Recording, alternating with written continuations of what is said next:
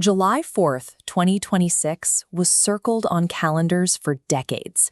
This was the semi-quincentennial, exactly 250 years of the American experiment. To match the weight of the moment, the government orchestrated massive, state-sponsored pageantry. The National Mall was transformed into the Great American State Fair, complete with a massive Ferris wheel stretching toward the Capitol. The coordination extended globally. In New York Harbor, the Sail 250 parade gathered historic tall ships from 40 nations, like the Thalassa, sailing in a synchronized tribute. They even showcased the pinnacle of modern ambition by bringing the 4 astronauts of the NASA Artemis II moon crew right to the main stage in their blue flight suits. But a meticulous script can only do so much. Almost immediately, the perfectly planned celebrations collided with the unpredictable physical realities of modern America. An idealized national self-image drafted in committee rooms cannot override the complex, on-the-ground conditions experienced by 330 million people. This animated map shows how a dangerous, record-breaking heat dome settled over the country that week. Watch as the average summer baselines transition into deep, pulsing crimson across the East Coast and the Southwest. That intense heat translated into overflowing public water stations and forced organizers to outright cancel major outdoor events, like Philadelphia's Independence Day parade, to keep people safe. Then the atmosphere cracked.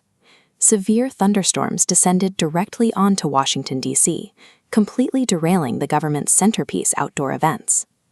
Planners scrambled to evacuate the National Mall. Thousands of attendees had to abandon the fairgrounds and take emergency shelter inside the Smithsonian museums. The atmosphere is indifferent to national milestones. Even a superpower's most well-funded celebrations are tethered to the physical constraints of the local environment.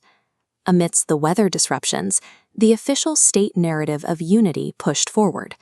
Naturalization ceremonies swore in diverse groups of new citizens, shown here placing small American flags over their hearts.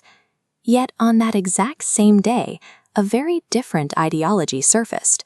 Masked members of the white nationalist Patriot Front marched directly through the Capitol's transit system.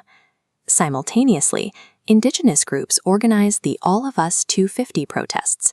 They gathered to remind the public of the country's complex and often violent origins.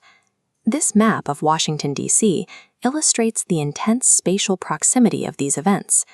Notice these 3 pulsing data nodes: extreme nationalism, inclusive naturalization, and indigenous protests, all occupying the exact same geographic space at the exact same time.